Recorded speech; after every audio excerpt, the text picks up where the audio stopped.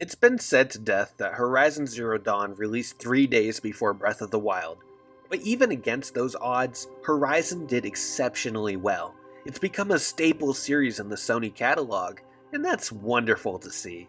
But the game itself is difficult to play today. I'm here to review Horizon Zero Dawn in 2022, 5 years after its launch. To really hit the points I want to hit in this review, I need to dive into the game's history in the pre-Breath of the Wild era of gaming. Back in the late 2000s and 2010s, games were obsessed with creating open-world experiences. Developers kept making massive maps with a million markers for random and often pointless collectibles, mundane side quests, enemy camps to infiltrate, and most importantly, towers. The UTS, the Ubisoft Tower System, one letter off from being a UTI and you can feel it. Along with a jam-packed open world with a million things to do, the game's always felt buggy, heavy. It's one of those things, if you know situations. You get in control with a character and after walking around for a minute you can say, yeah, this is a 2010s open world game. Not every slope can be walked up, not every ledge can be grabbed. This formula was created in 2007 by Assassin's Creed, and most every open world game followed it. This era of gaming seemed endless. Very few games were taking steps outside of this formula. Metal Gear Solid 5 Phantom Pain was the closest to break free of this mold. Until finally... Open your eyes.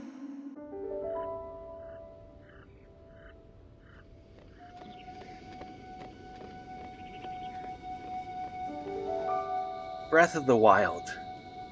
This changed the world of gaming, and I don't think that can be argued. It's not even my favorite game of all time, and not even close to my favorite Zelda game of all time, but I acknowledge its hefty impact. This was the game that finally made developers rethink what an open world can be, what boundaries can be pushed. Now games have begun to mimic the Breath of the Wild groundwork, which is infinitely more creative than those manufactured Assassin's Creed-like open worlds. Except we still have towers. They're never gonna go away, are they? This change made open world games appealing to me for the first time in years. I was beginning to grow so ever tired of open worlds.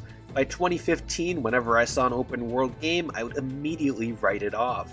It was boring. It got so bad I began primarily playing games like Call of Duty to get away from that trend.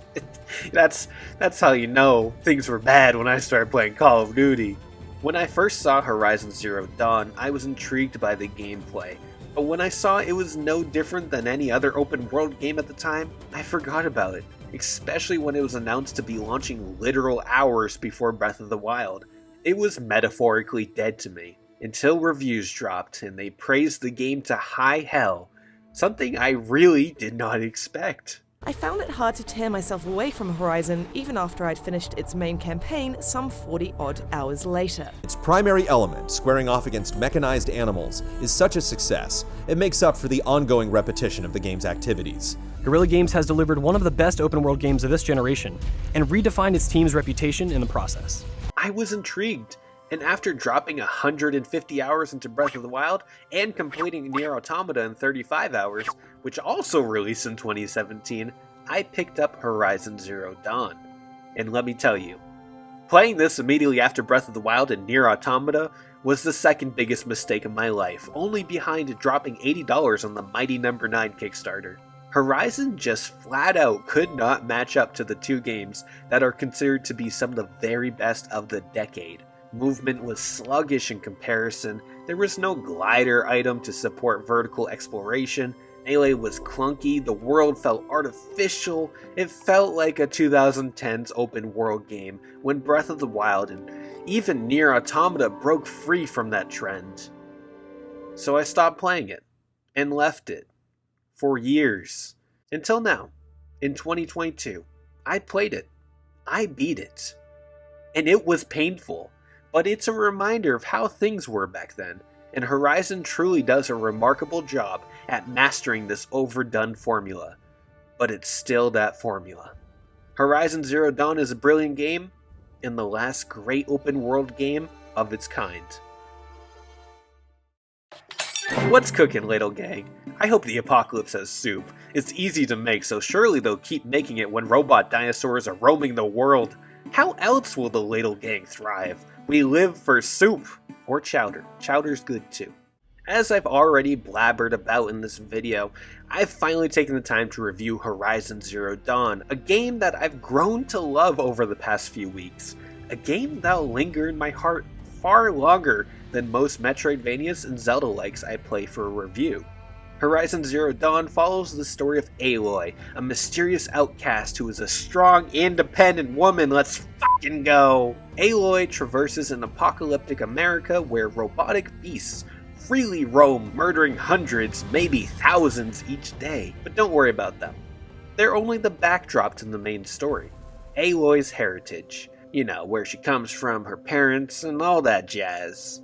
Her story is genuinely interesting, but it takes a really long time to get going. Arguably 75% of the game is just build up to her story.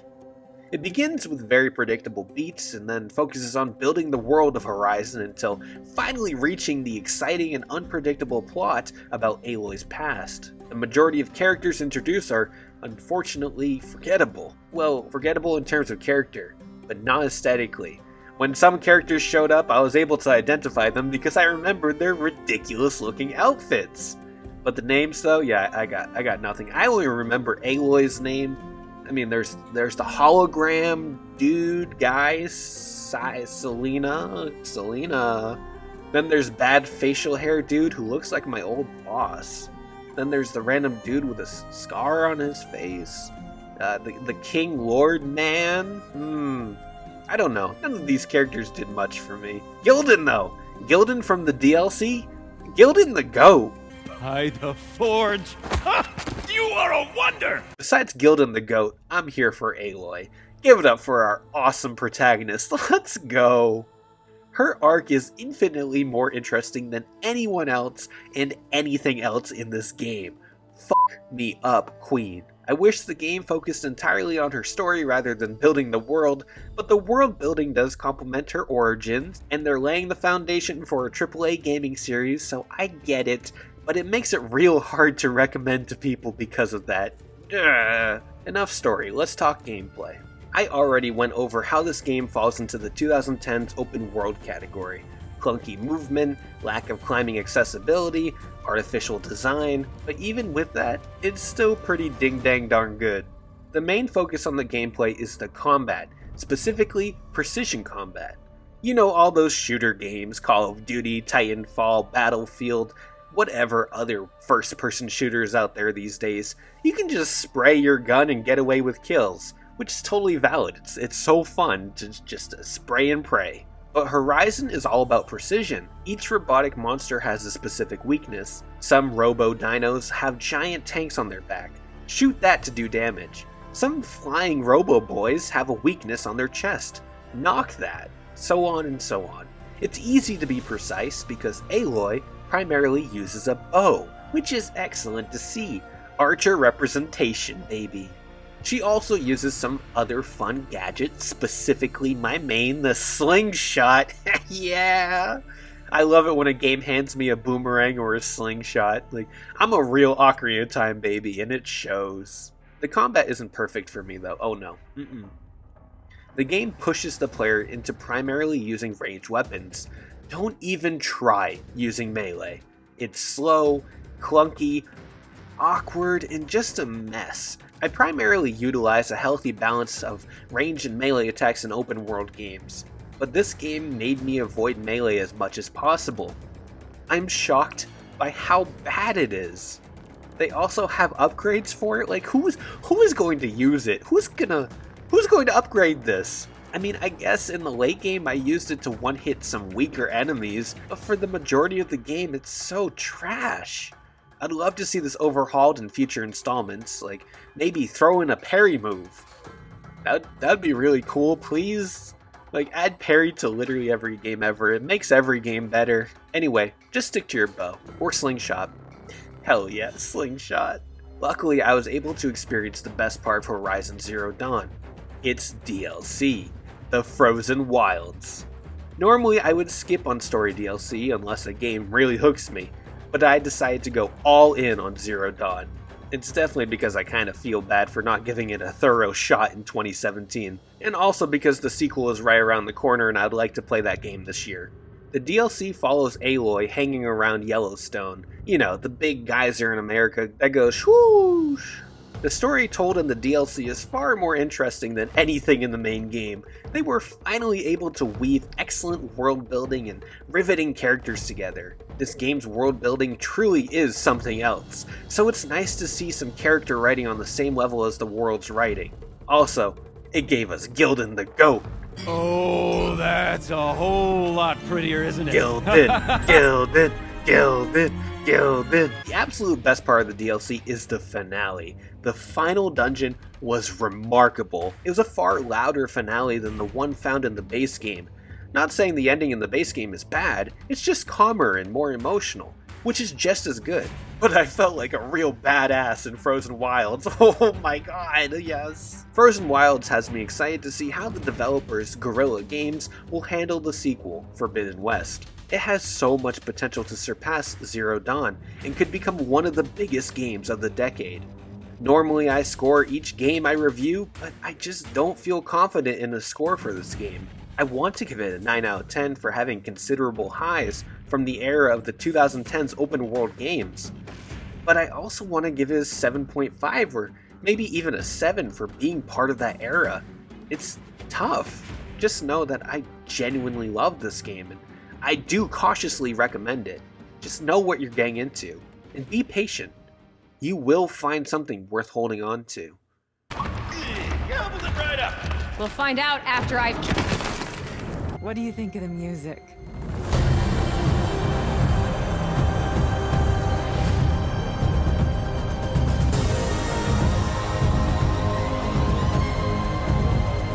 Hot damn!